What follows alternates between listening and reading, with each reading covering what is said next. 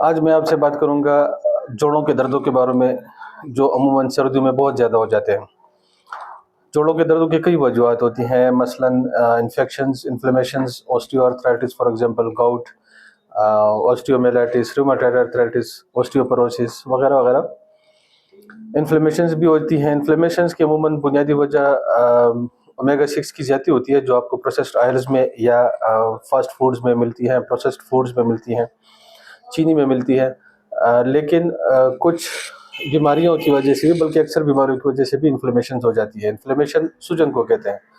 वो जगह जॉइंट्स या जॉइंट्स के अंदर लिगामेंट्स या सिनाइल मसल्स जो होते हैं वो सूज जाते हैं, और जिसकी वजह से दर्द होता है। अच्छा, सर्दी की वजह से भी दर्द होता है। उसकी वजह ठंडक से मसल सिकुड़ते हैं, ठंडक से आपका खून गाढ़ा हो जाता है, पानी की कमी भी हो जाती है। सर्दियों में उन लोग पानी कम पीते हैं। ऊपर से चाय कॉफ़ी या गर्म मशरूबात पीते हैं, वो भी चीनी मिला के। गर्म मशरूबात आपने अक्सर सुना होगा कि बड़े कहते हैं कि ये खुश्क तासीर रखते हैं। खुश्क इसलिए कि ये डायरेटिक होते हैं, आपके जिस्म से फ्लूइड निकालते हैं, आपके पसीने के ज़रिए भी और पेशाब के ज़रिए भी। पसीना नहीं, सॉरी, भाप के ज़रिए भी, बातें करते हुए, साँस लेते हुए, और पेशाब के ज़रिए भी। इसी तरह मिनरल्स डिफिशिएंसी भी होती है, जिसमें calcium calcium carbonate, calcium oxalate, calcium calcium phosphate, magnesium, phosphorus वगैरह-वगैरह की कमी से भी जोड़ों में और लिगामेंट्स में दर्दें होती रहती हैं। सदाइल फ्लूइड भी बाज़ औक़ात कम हो जाता है या बाज़ औक़ात गाढ़ा हो जाता है। गाढ़ा तो ज़ाहिर है डिहाइड्रेशन की वजह से है, पानी कम पी रहे हैं। कम इसलिए है कि शायद आपके ग्लैंड्स सही काम नहीं कर रहे। वो ग्लैंड्स जो आपके जोड़ों के इर्द-गिर्द छोटे-छोटे ग्लैंड्स होते हैं, जिनमें सिनाइल फ्लूइड बनता है। अच्छा, अक्सर डॉक्टर हज़रात जो होते हैं, ख़वातीन, वो हज़रात वो अपने मरीज़ों को कैल्शियम या विटामिन डी या मैग्नीशियम या ये तीनों एडवाइस कर देते हैं। लेकिन मेरी नज़र में ये बिल्कुल बेकार है। उसकी वजह आपको साइंटिफिक वजह आपको बताता हूँ।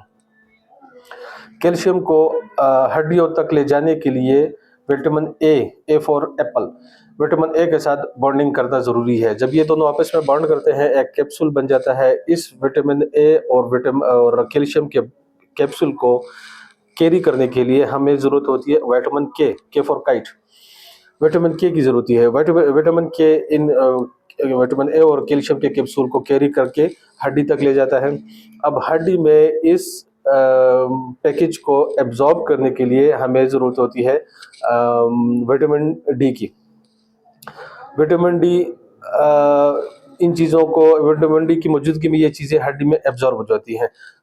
आसान आपको इन लफ्ज़ों में समझाऊँ कि हमें कैल्शियम के ले जाने के लिए दो मज़दूरों की ज़रूरत है, और गारे की ज़रूरत है, जो विटामिन डी की सूरत में हम उसमें मिलाते हैं, और तब जाके ये हड्डी बनेगी। लेकिन अगर आपका हाज़मा ठीक नहीं है, या अकेले कैल्शियम या विटामिन डी या मैग्नीशियम वगैरह आप इस्तेमाल कर रहे हैं, तो यकीनन इससे कोई फ़ायदा नहीं होगा। ज़रूरी है कि आपके खाने में, आपके सब्जियों में, आपके रोज़ा डेली डाइट में विटामिन ए, विटामिन के और विटामिन डी की मौजूदगी बहुत ज़रूरी है। विटामिन डी का बहुत बड़ा सोर्स आपको बताता हूँ, सूरज का तो सबको पता है, सनलाइट का। एक और ज़रिया है कच्चे दूध से आप बहुत बड़ी मिकदार में विटामिन डी ले सकते हैं, और अगर आप पी सकते हैं, लेकिन भैंस का बिल्कुल नहीं, गाय का, बकरी का, जो भी हो। डब्बों के दूध में कोई भी दूध नहीं होता, वो केमिकल्स होते हैं। और अच्छा, तीसरा सोर्स जो है वो दही। जब आप घर पे दही जमाते हैं, दही में अपना कुदरती थोड़ा-सा पानी होता है दही के इर्द-गिर्द। ये पानी फुल ऑफ विटामिन डी है, बहुत बड़ा सोर्स है। इसको बिल्कुल ज़ाया ना करें। बहुत सी सब्जियों में भी थोड़ा बहुत विटामिन डी आपको मिल जाता है, ख़ुसूसन चने में, और सफ़ेद चना या काला चना। लेकिन शर्त उसमें ये है कि ये सोडे से ना पकी हुई हों, सोडे के बगैर पकाया करें।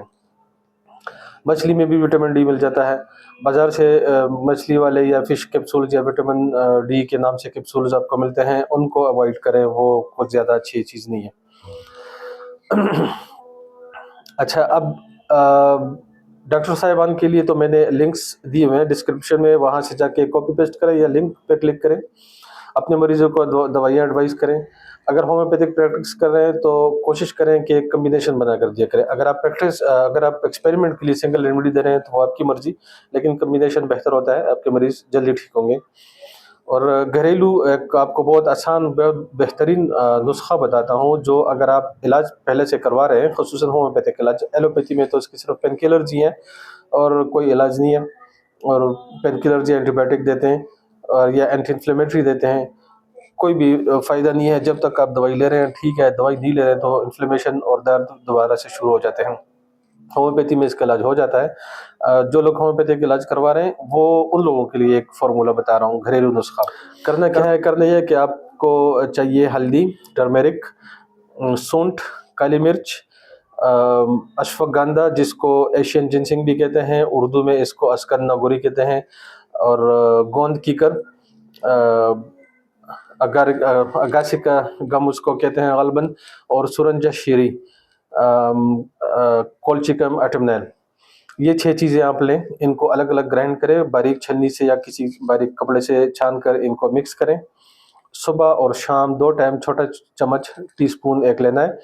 अगर आप दूध के साथ लें तो बहुत अच्छी बात है, दूध में मिठास के लिए गुड़, शक्कर, खजूर डाल सकते हैं, चीनी बिल्कुल भी नहीं।